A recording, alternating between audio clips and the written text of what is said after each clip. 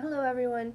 Welcome to Robert Morris University Math 0900, Chapter 5, Lesson 3. This is Brianne Pernick.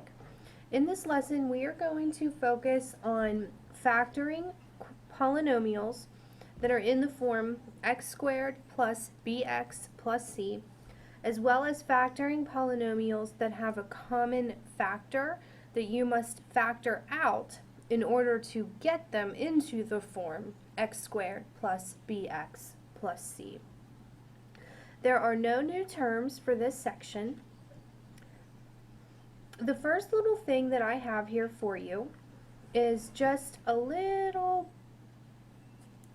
blurb that talks to you about the form that your answer should be in. Your answer, when we are done factoring, should always be in the form of two binomials that are being multiplied together. M and N are going to be numbers such that when you multiply them, the last term that you get would be C.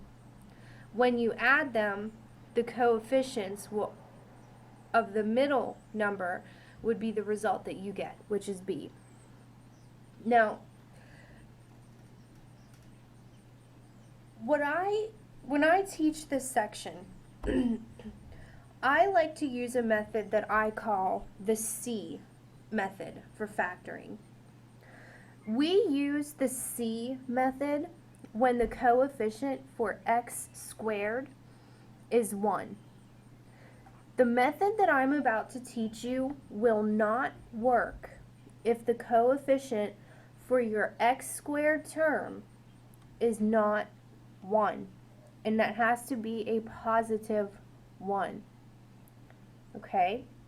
The only term that we need to worry about when we're using the C method is the number that is in the position of C. So if you notice, that's going to be this number right there. You are going to look at the number that's in the position of C, and you're going to look for factors that will multiply to that number that's in that position of C, and at the same time add to the number that's in the position of B. So we're going to focus on C. We want our numbers to multiply to C but add to B. So those are the numbers that we're focusing on. Now, to help make this easier for us, I always suggest that we make a T-chart to help organize your numbers and help you figure out what exactly it is that you're looking for. I understand that factoring is not the easiest thing in the world to do, and that it probably causes a lot of anxiety and stress for you guys.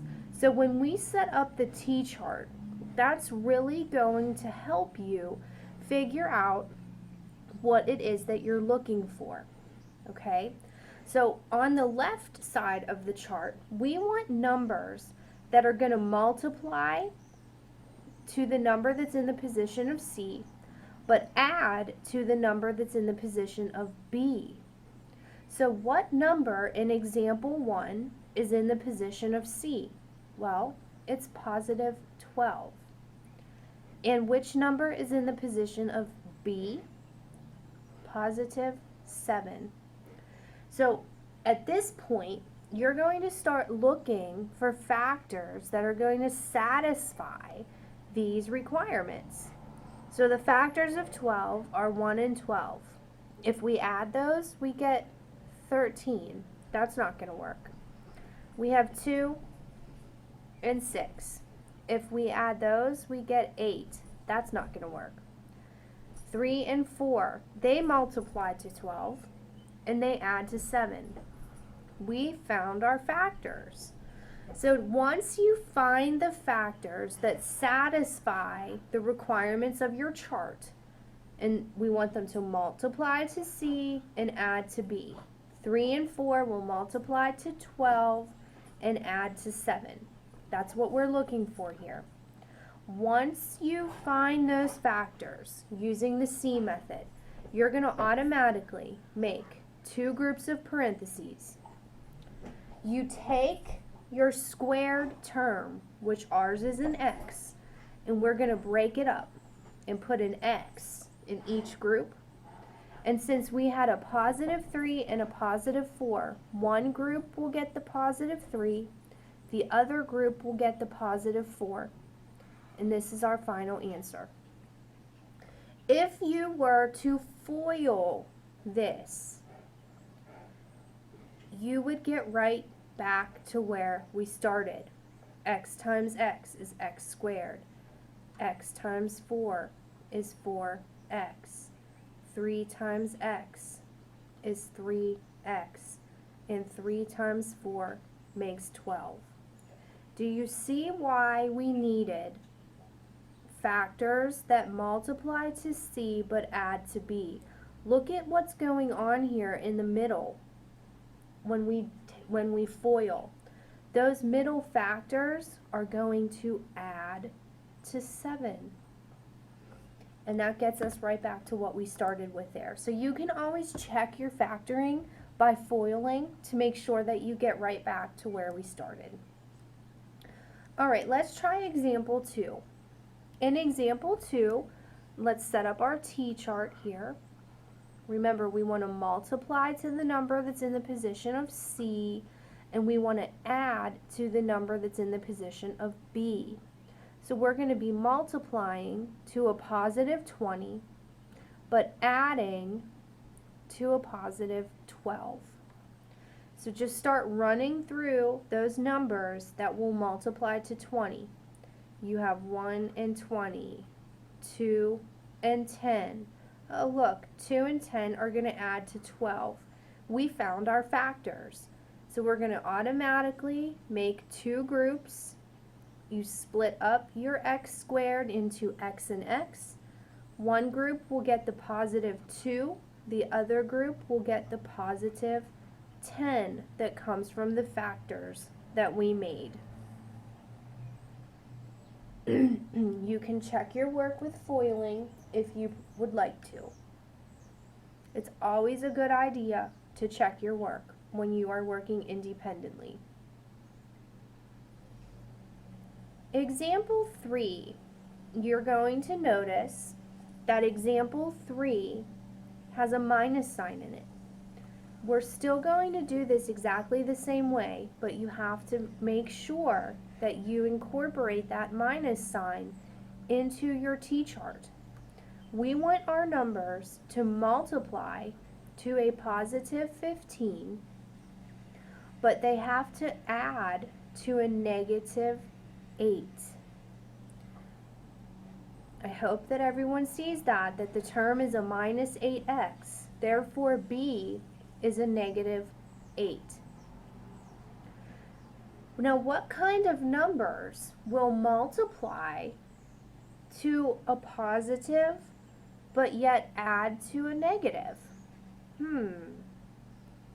If you think about this, when you multiply two negative numbers, the answer will always be positive. So as we're looking for factors of 15, we need to focus on the negative factors, such as negative 1 and negative 15.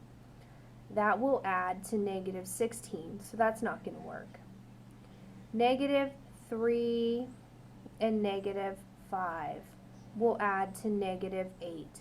We found our factors, so we can make two groups. We're going to split x squared into x and x, but this time one group will get a minus 3 and the other group will get a minus 5. It's always a good idea to check your work by FOILing. I'd like you to go ahead and try example 5. I'll help you set up your t-chart, and then I would like for you to go ahead and solve this one on your own. Remember, we want numbers that are going to multiply to C but add to B. What number is in the position of C? It's negative 10. What number is in the position of B? Negative 3. So think logically about how you can multiply to a negative 10 but yet add to negative 3. Please pause the recording, find the factors, and then factor the expression. When you're ready, please press play and we'll go over the answer together.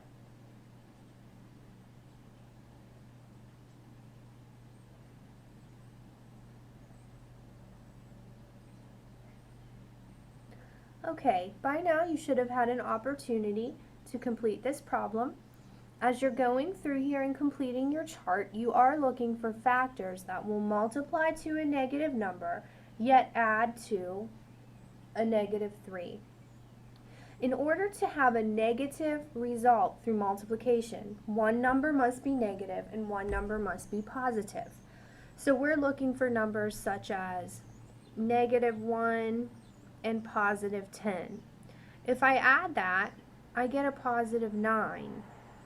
If I flip those around and make it positive 1 and negative 10, I get a negative 9. So this should be an indication that since when we add, I want a negative number, that I should be looking for factors so that my larger factor is going to be the negative one. Let's keep looking. More numbers that will multiply to 10 are numbers like 2 and 5. One of them must be negative. I know that my answer has to add to a negative, so I should make my 5 be negative. 2 plus negative 5 is negative 3. I found my factors, so I'm going to split my problem up into two groups. My x squared has to split up into x and x. One group will get a positive 2, and the other group is going to get a minus 5. And there's our final answer.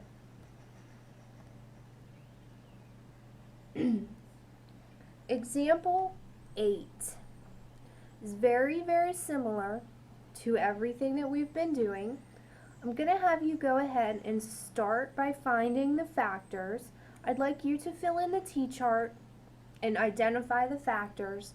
And if you think you know what to do with the y to the 4th, go ahead and finish it. If not, whenever you're ready to press play, we'll go over the answers together.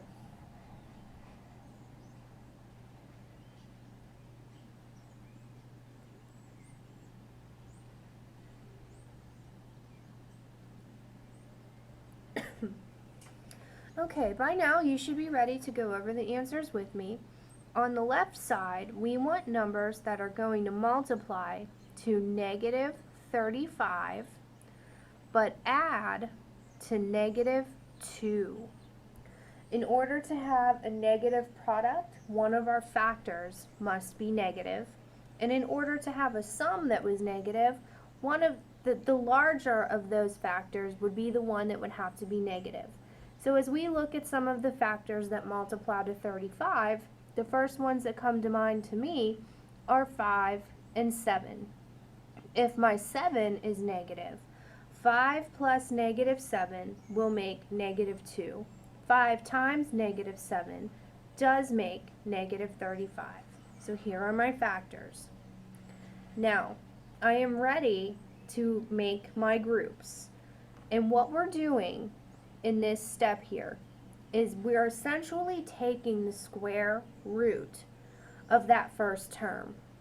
The square root of x squared is x. We split that up into x and x. The square root of y to the 4th is y squared. We're going to split that into y squared and y squared. The first group will be y squared plus 5. The second group will be y squared minus 7, according to the factors that we found. We have one more example to look at in this section, and this one is going to require us to take out a GCF first. Now, I do want to tell you that factoring out a GCF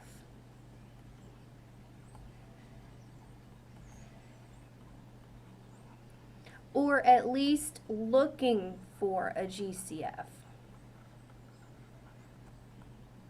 because not every problem is going to have a GCF, is always your very first step. whenever you are doing any type of factoring problem.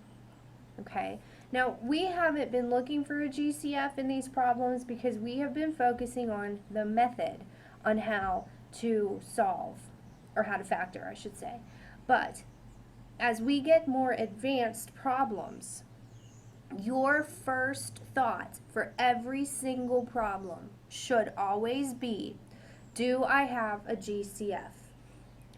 Factoring out a GCF is going to make your numbers smaller, and it's going to make sure that as you work your way through the problems and get down to the answer, it will help you to ensure that your answer is already going to be in simplest form. So 2 pros right there.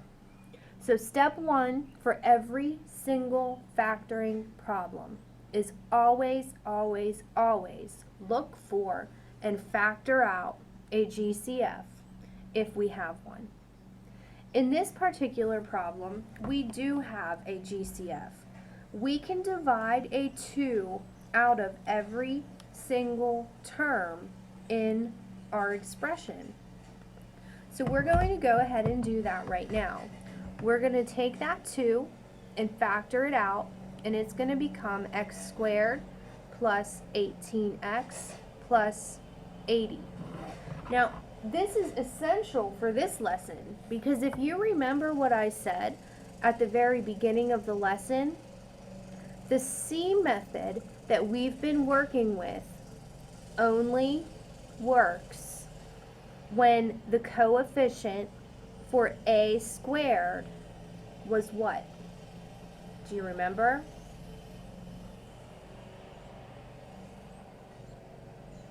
It only works when the coefficient for x squared was positive 1. In example 9, the coefficient was 2. So you would not have been able to factor that problem because you don't have enough knowledge at this point in time to do so.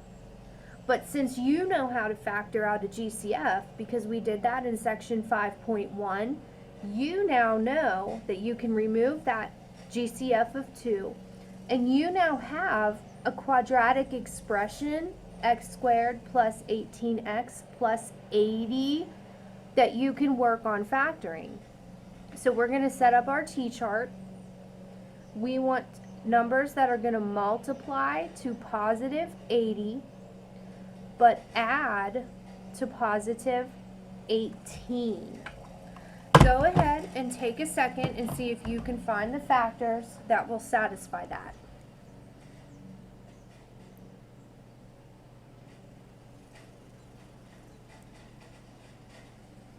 Okay, by now you should have had an opportunity to try to find the factors that will satisfy the multiplication to 80, but the addition to 18. If you found 8 and 10, that will work. 8 times 10 is positive 80. 8 plus 10 is positive 18. Now that we have found those factors, we're going to bring down that GCF of 2 that we factored out, and we're going to split our quadratic expression into the 2 groups, just as we have done for every single other problem in this section. X squared splits into x and x, and then we bring in the positive 8 and the positive 10. And this right here would be our final answer. If you have any questions about anything that we covered in this section, please feel free to contact me. As always, I am more than willing to help you. Thank you.